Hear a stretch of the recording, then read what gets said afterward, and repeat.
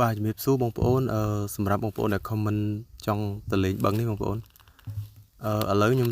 អត់អាចឆ្លើយតបនៅ comment បានទេបងប្អូនអញ្ចឹងខ្ញុំមានតែធ្វើវីដេអូដើម្បីបងប្អូនទៅដល់បឹងនឹងតែម្ដងព្រោះថាបឹងនឹងវាមានផ្លូវបត់បែនច្រើនអញ្ចឹងនេះគឺជាផ្លូវដំបូងយើងចេញពីវត្តខ្ពស់បងប្អូនវត្តខ្ពស់យើងចេញឡើងមួយជើងត្រង់មកគឺមានផ្លូវបត់ឆ្វេងហើយវីដេអូនេះខ្ញុំកាត់ទេបងប្អូនខ្ញុំកាត់តែកន្លែងត្រង់ទេកន្លែងដែលកោងកន្លែងដែលកែងនេះគឺខ្ញុំអត់កាត់ទេខ្ញុំខ្លាចបងប្អូនទៅខុសផ្លូវហើយវែងព្រោះនៅក្នុងនេះវាមានព្រៃកស៊ូព្រៃស្វាយច្រើនអញ្ចឹងណាមានព្រៃដលងព្រៃអីហើយចំណែកផ្លូវវិញបងប្អូនមើលទៅដឹងហើយគឺផ្លូវខ្សាច់ច្រើនល្អិលអញ្ចឹងបងប្អូនសូមជិះដោយមានការប្រុងប្រយ័ត្ន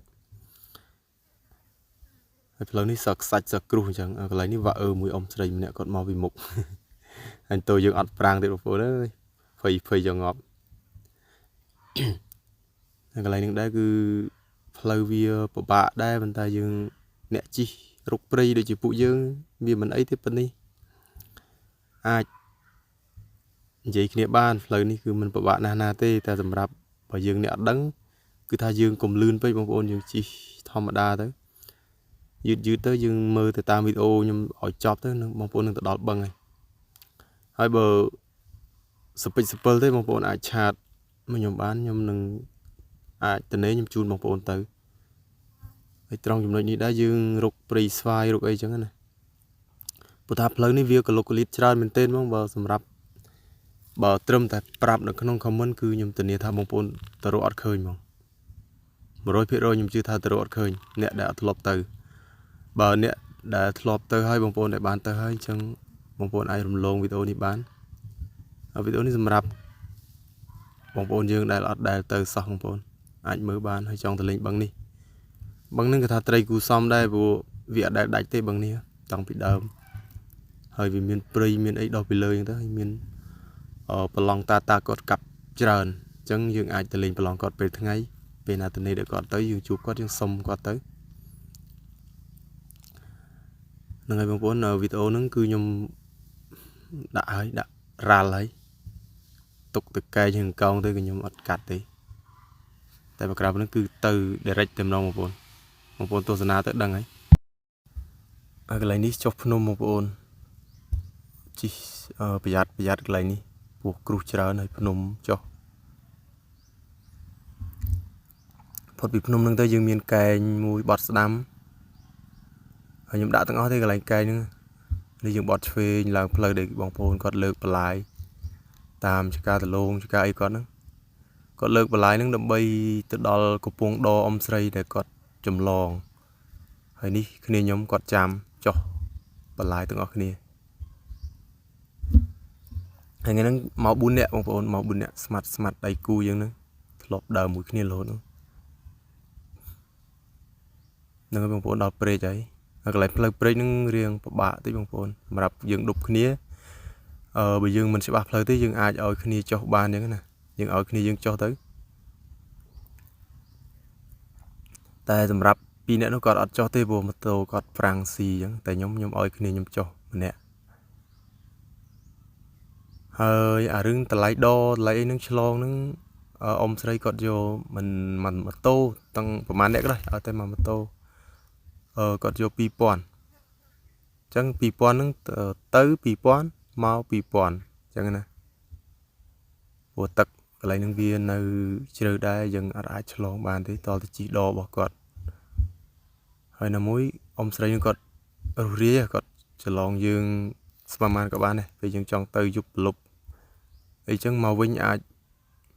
ហៅគាត់បានចុះមកយើងហៅគាត់មកគាត់ឆ្លងឲ្យស្មានបានក៏2000នៅគឺថាយើងបានឡើងដល់ដហើយបងប្អូនហើយនេះស្មាត់របស់យើងដែលចំណាំថាស្មាត់សយហ្នឹងឆ្នាំហ្នឹងគាត់ដូចអស់កម្មមួយត្រីឬអត់សូវបានទេហើយនេះស្មាត់ធំរបស់យើងមើលទៅមុខក៏ដឹងថាធំដែរស្មាត់នេះហ្នឹងហើយការឆ្លងដនេះដែរយើងមានគ្នាយើងជួយគាត់ព្រោះគាត់ជាមនុស្សចាស់អញ្ចឹងណាយើងត្រូវតែជួយគាត់មានអ្នកជួយរុញពីក្រោយជួយទប់ជួយទាញរបស់គាត់អញ្ចឹងហើយបងប្អូនដែលមកផ្លូវនេះ ចង់ថាយើងជួយគាត់ទៅយើងកុំអត់ចិត្តពេកព្រោះអាណិតគាត់ដែរគាត់ចាស់បើកន្លែងហ្នឹងគាត់អត់អាចជួយគាត់បានទេគាត់ទីតែម្នាក់ឯងព្រោះធូរដែរហើយបើទប់អីហ្នឹងយើងអាចជួយគាត់អ្នកក្រោយជួយទប់អ្នកមុខជួយទប់អញ្ចឹងទៅណាហ្នឹងហើយបើអត់ទប់ទេកលុំតូធ្លាក់ទឹកខ្លួនឯងហើយយើងក៏បានធ្វើដំណើរឡើងទៅលើទៀតអាកន្លែងហ្នឹងយើងមើលតាមអញ្ចឹងវាអត់សូវចោតទេតែបើយើងមើលផ្ទាល់គឺចោតបងប្អូន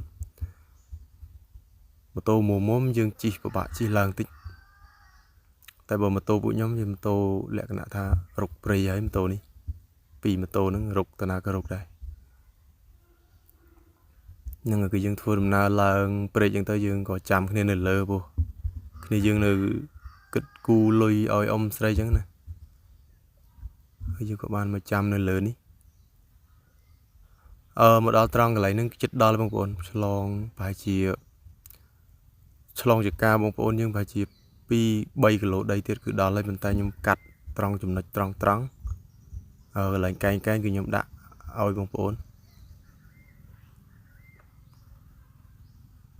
ហ្នឹងហើយយើងចាំគ្នាឲ្យមានគ្នាយើងគាត់